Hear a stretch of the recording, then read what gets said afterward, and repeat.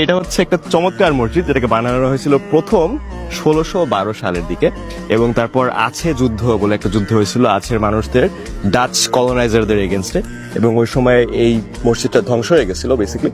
কিন্তু 1875 সালে এটাকে আবার রিবিল্ড করা হয়।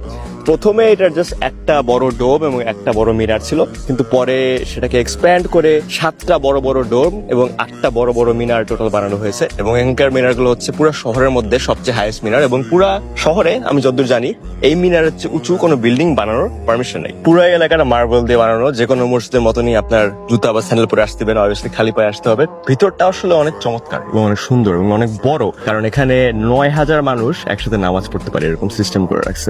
এই শহরে এত বড় এবং এত ঐতিহাসিক একটা মসজিদ আছে কারণ এই শহরটার ইতিহাস কিন্তু খুবই ইন্টারেস্টিং, এবং এটা কেন এত ঐতিহাসিক এটা বলতে হলে আপনাদেরকে এই আছে প্রভিন্সটার ইতিহাস বলতে হবে।